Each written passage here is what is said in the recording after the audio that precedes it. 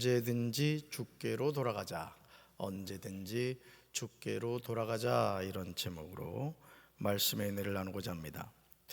예수님을 만난 이후 사도 바울의 삶은 오늘 우리에게 그리스도인으로 일상의 삶에서 어떻게 살아야 하는가 정확하게 보여주고 있습니다.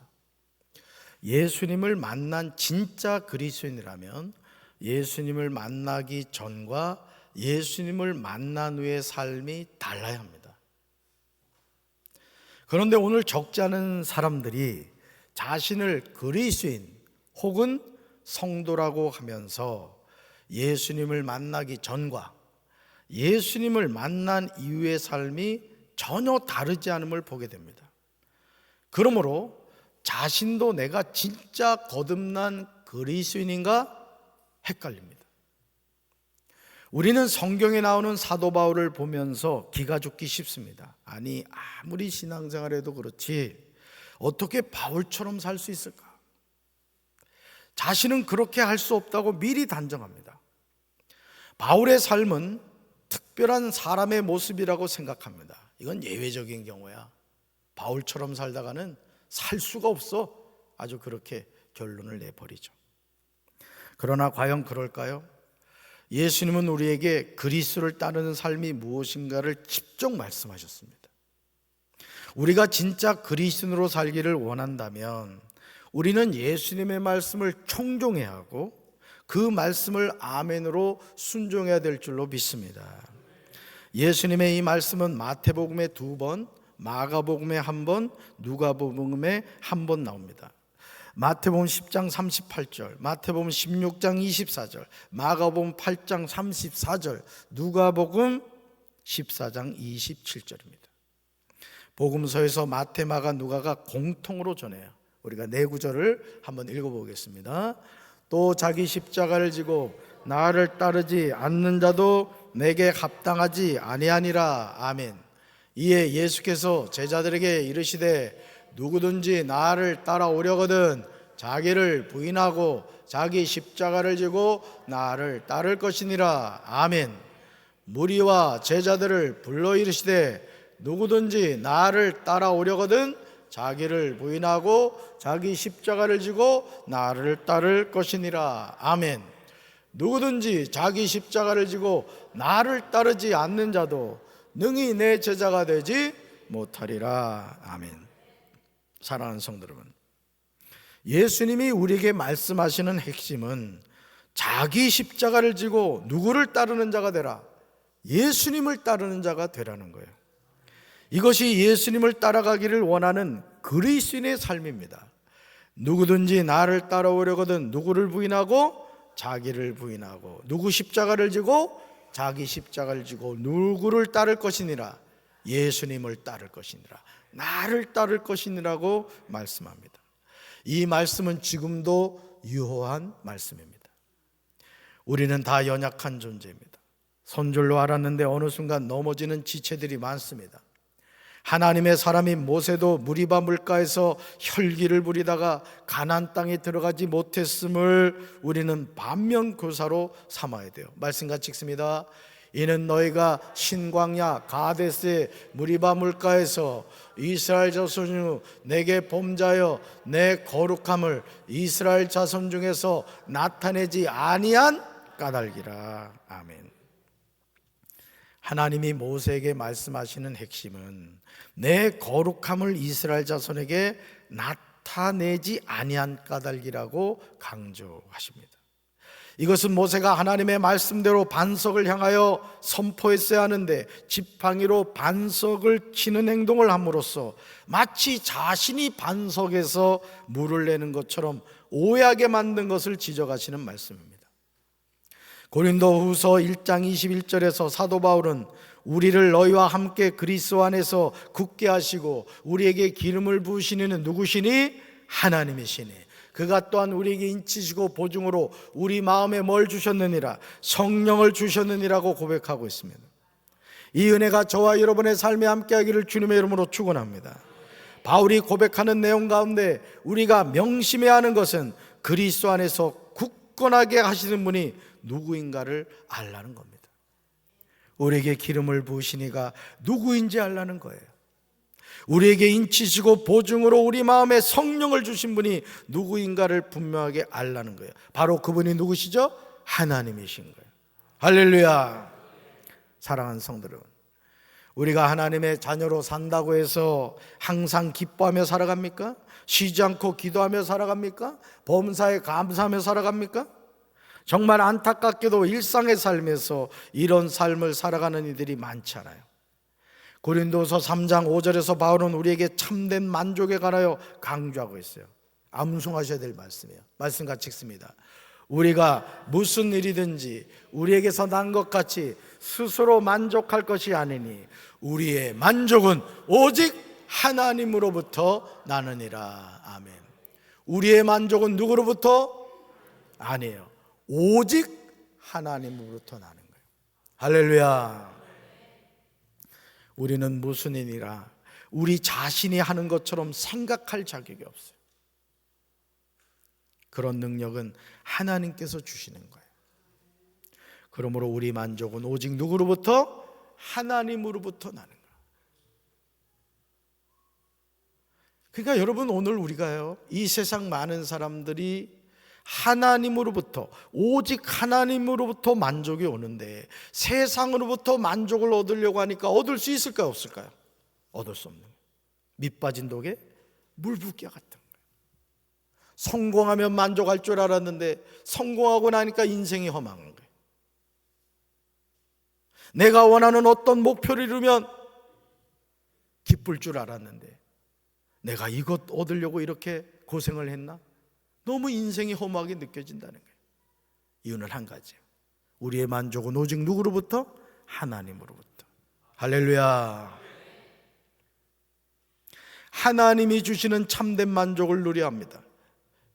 고린도서 3장 12절에서 바울은 우리가 이 같은 소망이 있으므로 담대히 말한다고 고백합니다.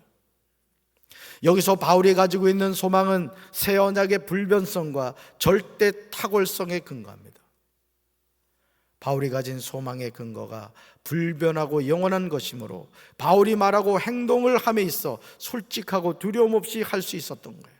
그러니까 여러분, 오늘 우리가 하나님 나라에 대한 분명한 확신, 구원에 대한 분명한 확신을 가지고 살아갈 때 우리는 세상에 어떤 인생의 고난과 역경이 다가온다 할지라도 거기에 넘어지지 않는 거예요.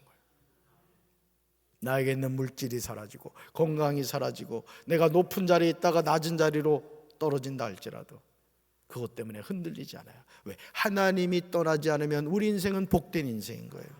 할렐루야. 하나님이 주신 소망은 불변합니다. 하나님이 주신 소망은 영원합니다. 바울은 이 같은 소망과 관하여 설명하기 위하여 출애굽기 34장 34절에서 이렇게 말씀을 인용하고 있어요. 같이 읽습니다. 모세가 여호와 앞에 들어가서 함께 말할 때 나오기까지 수건을 벗고 있다가 나와서는 그 명령하신 일을 이스라엘 자손에게 전하였다. 아멘. 고린도서 3장 13절에서 바울은 모세가 행한 것을 통해 말씀하고 있습니다. 말씀 같이 읽습니다. 우리는 모세가 이스라엘 자손들에게 장차 없어질 것에 결국을 주목하지 못하게 하려고 수건을 그 얼굴에 쓴 것 같이 아니하노라. 아멘. 모세가 시내산에서 살아계신 하나님과 대면하여 이야기하면서 모세 자신도 알지 못하는 광채가 자신의 얼굴에서 났습니다. 그러자 이스라엘 백성들이 모세가 전하는 말씀에 주목하는 것이 아니라 모세 얼굴에 빛나는 광채를 주목했어요. 이 사실을 알게 된 모세는 수건으로 자신의 얼굴을 가렸습니다. 오늘 우리에게 이런 자세가 필요한 거예요. 저는요, 우리 사랑하는 성도 여러분들이 은사를 받게 되길 바라요. 예언의 은사, 영분별의 은사, 방언의 은사, 통변의 은사, 신유의 은사, 또 축사, 귀신을 쫓아내는 은사, 하여간 성경에 나오는 은사는 다 받게 되길 바라요. 근데 한 가지 꼭 당부드리고 싶은 게 있어요. 하나님이 그런 은사를 주셨을 때 그 은사가 담임 목사의 목회 지도력 아래 있어야 돼요. 또 한 가지, 그것이 마치 내가 잘나서 주어진 것처럼 교만하면 안 돼요. 하나님이 주신 은혜인 거예요. 나는 수건으로 가리고. 누구만 나타나야 돼요? 하나님만 나타나야 돼요. 할렐루야.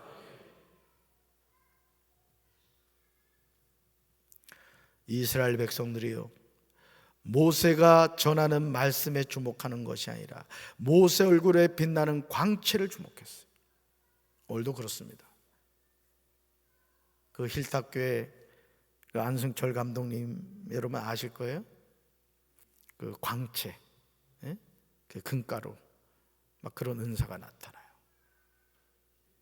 지금도 그런 은사가 나타난다 그러더라고요. 잘 들으셔야 돼요.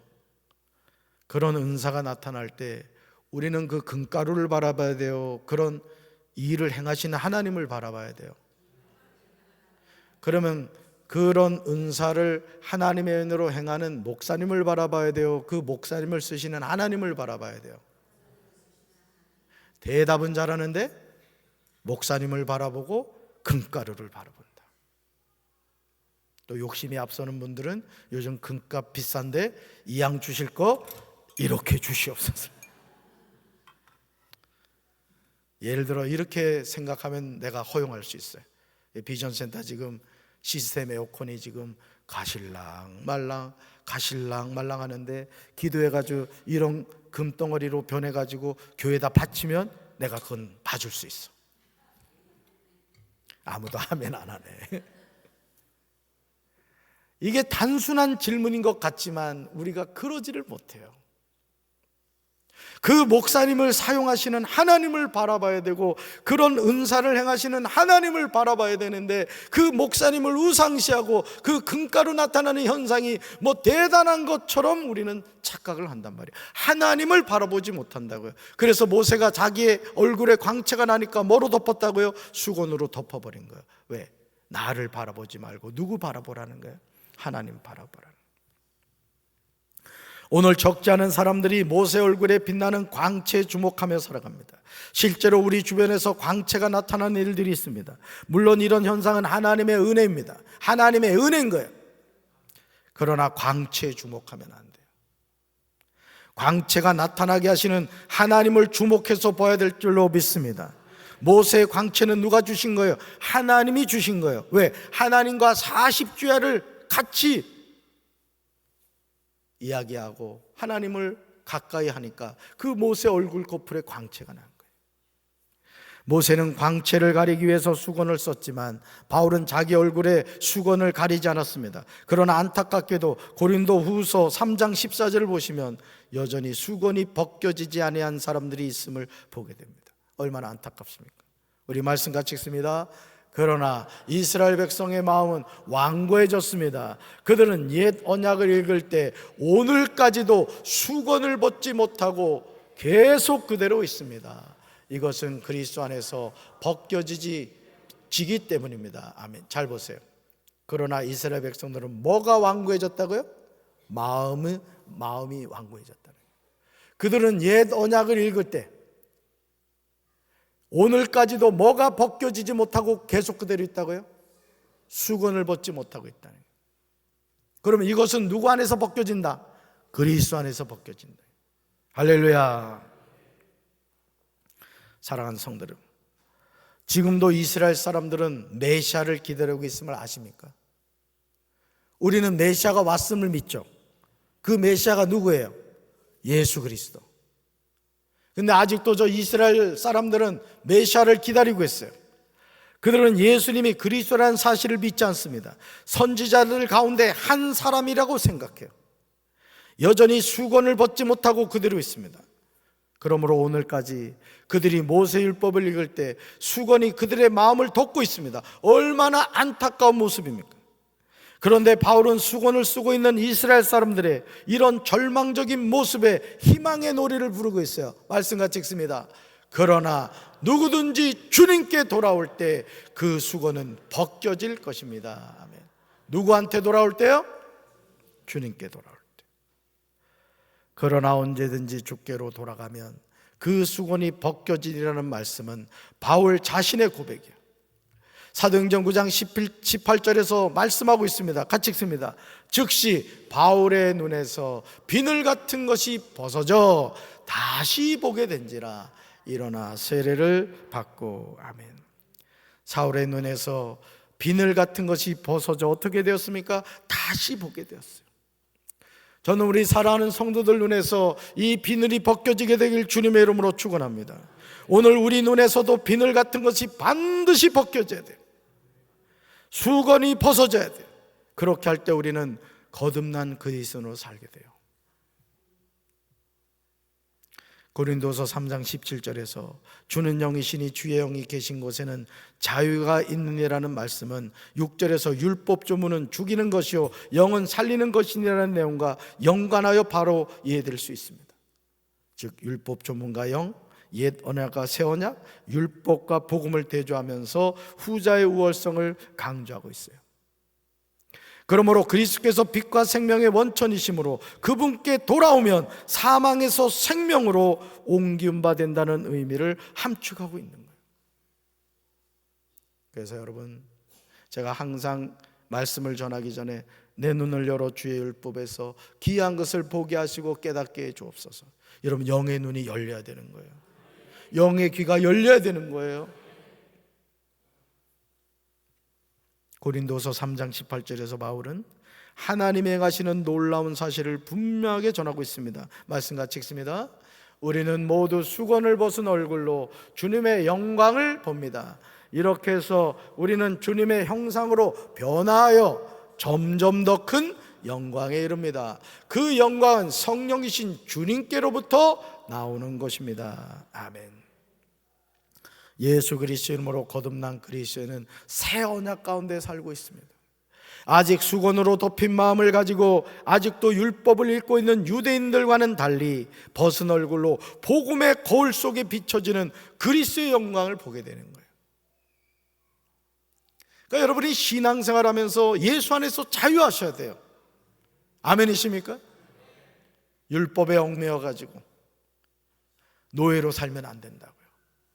우리가 예수 안에서 뭘 얻었죠? 자유를 얻었다고요. 오 자유 오 자유 나는 자유하리라. 그 찬양 아시죠? 모세 얼굴에서 난 광채는 모세 자신의 것이 아닙니다. 시내산에서 하나님과 대면하였을 때 하나님의 광채가 모세 얼굴에 비친 것입니다. 이제 우리는 광채를 쫓아가는 신앙이 아니라 그 광채의 실체가 되시는 하나님을 쫓아가야 될 줄로 믿습니다. 그렇게 할 때 우리는 영광에서 영광으로 이르게 되는 거예요. 저는 우리 사랑하는 성도 여러분들이 하나님과 더 친밀해지시기 바라요. 빛이신 그 하나님께로 가까이 나가게 되기를 바랍니다. 그래서 저와 여러분의 마음의 어둠이 다 쫓겨나고 빛이신 예수님이 함께 하셔서 항상 기뻐하고 쉬지 말고 기도하고 범사에 감사하며 살아가는 우리 성도들 되기를 주님의 이름으로 축원합니다. 가슴에 손 얹읍시다. 사랑의 주님, 오늘 우리가 광채를 쫓아가고 있습니까? 그 광채를 허락하신 하나님을 쫓아가고 있습니까?